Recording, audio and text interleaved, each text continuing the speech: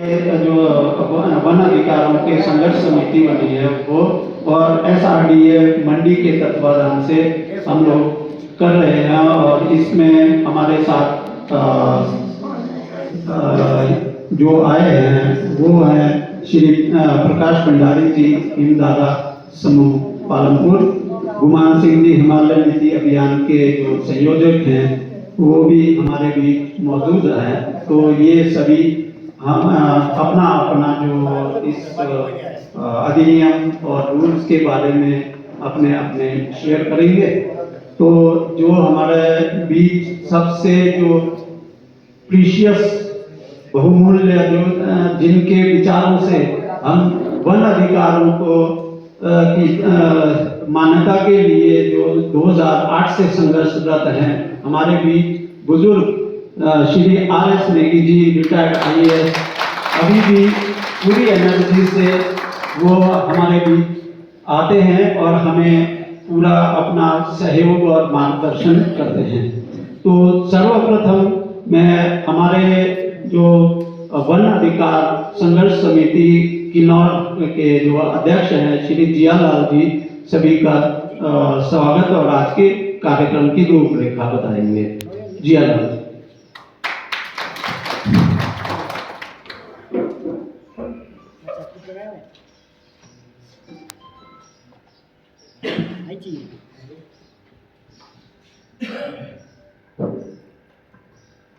आदरणीय लोक जागृति मंच श्री गुमान सिंह जी संयोजक हिमालय नीति अभियान, धनीराम जी जो सिरमौर से आए हैं, हमारे साथ नानक चंकुम जी हैं जो हमारे ट्रेजरर भी हैं और जिला वन अधिकार समिति और हिमलोक जागृति मंच से जुड़े हैं।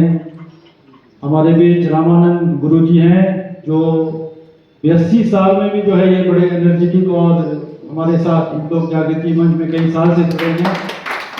रोशन लाल जी है हमारे साथ जो आचार्य हैं, वो बुद्धिज्म के एक बहुत बड़े स्कॉलर भी हैं और साथ में हिमलोक जागृति मंच में कई सालों से जुड़े हैं।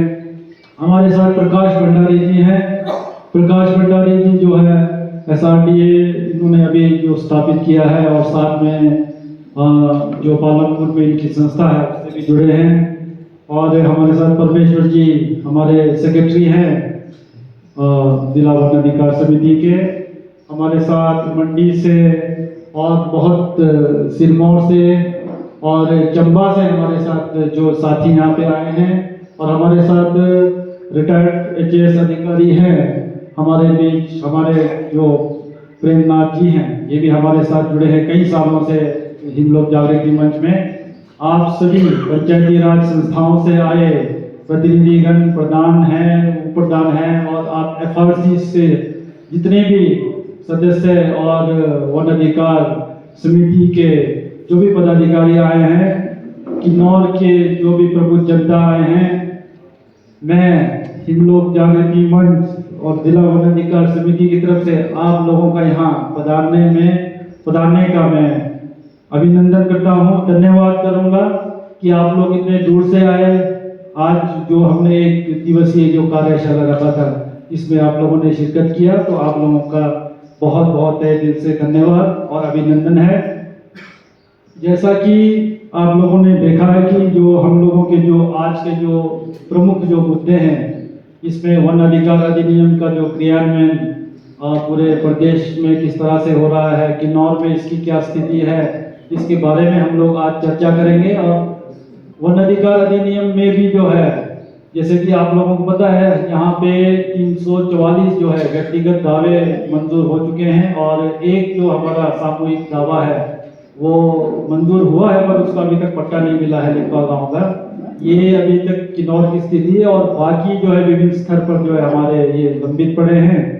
और इसमें भी जो है वन अधिकार अधिनियम की जो व्यक्तिगत दावों की जो इस तरह से जो स्थिति है, अभी जो एक सेंस ऑफ अर्जेंसी है, एक जो बहुत जरूरी जो काम है जो हम कर तो रहे हैं पर ये थोड़ा सा जो पीछे रह गया था, इसमें सामूहिक हमारे जो सामूहिक अधिकार है जो कम्युनिटी राइट्स है उसके दावों पर हमें जो है जोर देने की सख्त जरूरत है।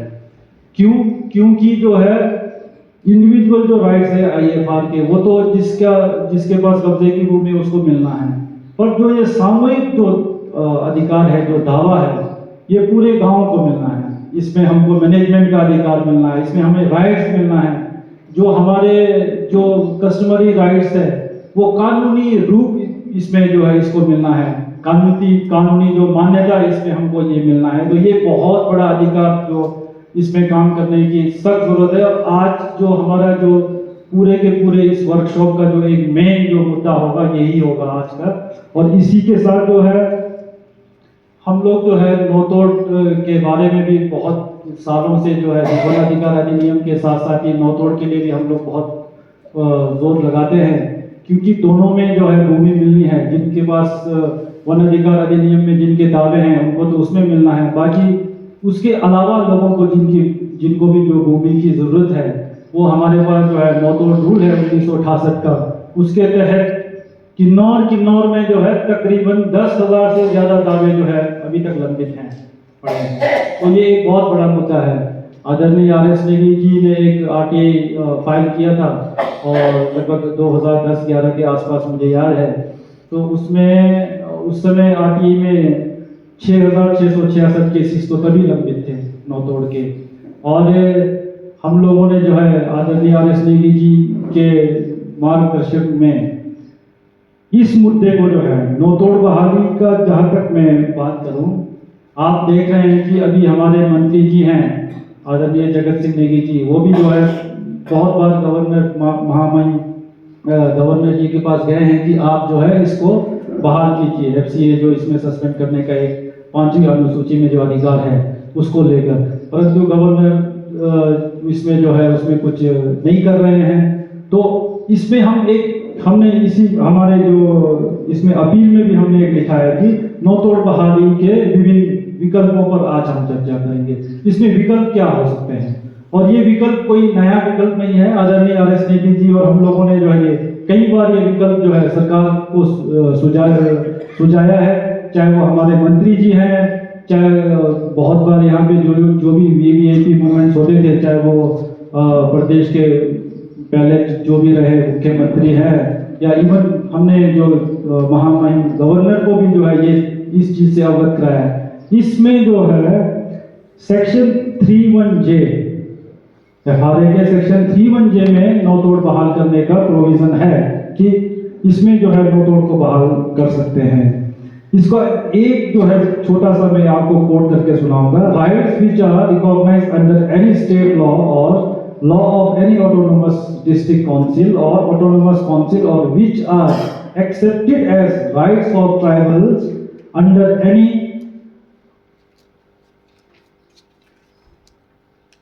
traditional or customary law of the concerned tribes of any state। इस अधिनियम में ये चीज लिखा है कि जो भी वहां का जो स्थानीय कानून है उसमें इसको दिया जा सकता है। ये बिल्कुल क्लियर है। और इसमें 4(7) है, इसमें 4(7) में इसमें जो है ये है कि इसमें जो है नेट प्रेजेंट वैल्यू और जो कंपनसेटरी है फॉरेस्ट्री जो इसमें पैसा लेते हैं उससे भी इसमें एग्जेम्प्ट किया गया है। तो ये चीज हम लोग जो है बता रहे हैं, परंतु इस पे अभी तक जो है बहुत कार्रवाई नहीं हुई है। ये जो चीज मैं पढ़ रहा हूँ ये अभी जो है कुछ समय पहले ही हमने आदरणीय हमारे जगत सिंह जी माननीय मंत्री साहब को भी ये चीज दिया है, पर अभी तक उन्होंने इस पे कुछ ज्यादा संज्ञान लिया नहीं है। तो ये एक विकल्प है नौतोड़ को लेकर। नौतोड़ एक बहुत बड़ा मुद्दा है, जैसे मैंने आपको कहा कि 10,000 से ज्यादा केसेस यहाँ पे लंबित है। तो ये नौतोड़ की हमारी आज की जो स्थिति है और आज का जो हमारा एक मांग है, इसके साथ जो है हमारा एक चौथा पॉइंट हमने यहाँ पे लिखा है जलवायु परिवर्तन, पर्यावरण, जैव विविधता के विषयों पर भी हम चर्चा करेंगे। तो इसके बारे में कितना हम लोग चर्चा कर पाएंगे ये तो मैं समय मतलब अगर कम रहेगा तो देखते हैं कि इस पे कितना। पर आज के जो वैश्विक जो स्थिति है, वैश्विक जो समस्याएं हैं, जलवायु परिवर्तन से बड़ा कोई मुद्दा पूरे दुनिया में नहीं है, परंतु उस पर चर्चा बहुत कम होती है। ये ना किसी के प्रायोरिटी लिस्ट में है। इवन आपने देखा होगा अभी हमारे जो इलेक्शंस हुए हैं लोकसभा के, उसमें भी जलवायु परिवर्तन पर किसी नेता ने कुछ नहीं कहा है। हमारे माननीय चाहे प्रधानमंत्री जी हैं, चाहे विपक्ष के नेता हैं, जलवायु परिवर्तन पर किसी का कोई आप इवन उनके जो मैनिफेस्टो है वो भी उठाकर देखेंगे तो जलवायु परिवर्तन पे कोई वो नहीं है। और जलवायु परिवर्तन के आंकड़े जो है मैं बहुत चीज़ें आप लोगों के सामने पेश नहीं करना चाहूँगा, ये तो पब्लिक डोमेन में आज आप गूगल में लिख दो क्लाइमेट चेंज लिख दो तो आपको 10 वीडियो आ जाएंगे और वो ऑथेंटिक सारे रिपोर्ट्स आपके सामने आ जाएंगे।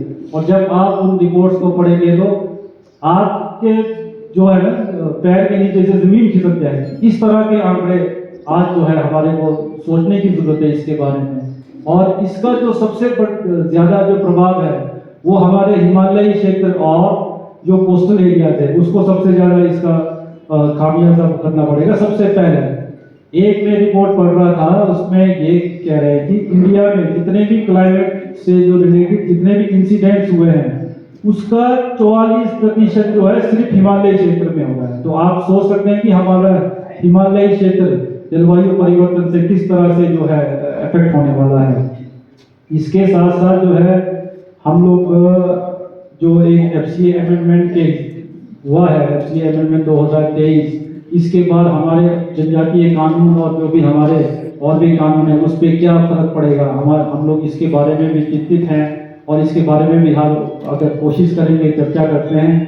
और एक यहाँ पे हमारे जनजातीय इलाकों में एक बहुत बड़ा मुद्दा है, हमारी जो जनजातीय संपत्ति है वो गैर जनजातियों को दिया जा रहा है, वो अलग अलग तरह से, मतलब उसमें जो है कानूनों में कुछ भी जो दिखा करके भी इसमें ये चीज यहाँ पे लिखा है उसका एक जो पार्शियल रीडिंग करके कोई सुप्रीम कोर्ट का कोई ऑर्डर आ जाता है, कोई हाई कोर्ट का कोई ऑर्डर आ जाता है, तो उसको लेकर इस तरह से बहुत सारी भ्रांतियां पैदा करके जो है कुछ जो हमारे जनजातीय भूमि है कुछ तो मतलब इन्होंने ट्रांसफर ही कर दिया और उसमें भी हमको सजग रहने की जरूरत है हम जनजातियों को। और इसमें जो भी प्रयास हो रहे हैं उसके पीछे हमको खड़ा रहने की जरूरत है। और इसमें एक केस जो है अभी हाई कोर्ट में भी लगा है और इसके ज्ञापन भी हमने मंत्री जी को भी दिया है, प्रशासन को भी दिया है। और इसी से रिलेटेड एक हमारे यहाँ एक बहुत बड़ा मुद्दा है, हम एक तरफ से ये जनजातीय संपत्ति बचाने की कोशिश कर रहे हैं, दूसरी तरफ से कुछ ऐसे भी केसेस हमने देखा है हमारे यहाँ किन्नौर में। अब जो यहाँ पे कुछ गैर जनजातीय लोग रह रहे हैं उनका अब ST सर्टिफिकेट तक बनने लग गया है। उसमें सिर्फ एक चीज, ये गांव अगर उसको ये एक्सेप्ट कर ले कि ये हमारा जो है रीति रिवाज ये सब मानता है, अगर ग्राम सभा एक NOC दे दे तो वो उसको जनजातीय माना जा रहा है। उसका भी मैंने थोड़ा सा बारीकी से मैंने देखा था, गुजरात हाई कोर्ट का एक जो जजमेंट है उसमें ये किसी एक्सेप्शनल केस में ये जजमेंट आया है।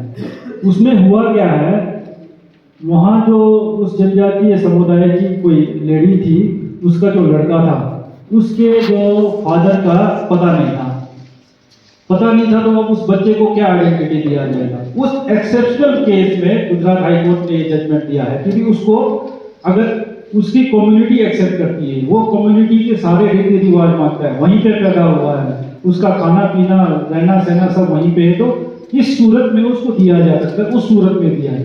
परंतु वो एक्सेप्शनल चीजों को नहीं देखकर यहाँ पे बहुत लोगों ने जो है हमारे यहाँ पे भी ST सर्टिफिकेट अप्लाई करना शुरू कर दिया।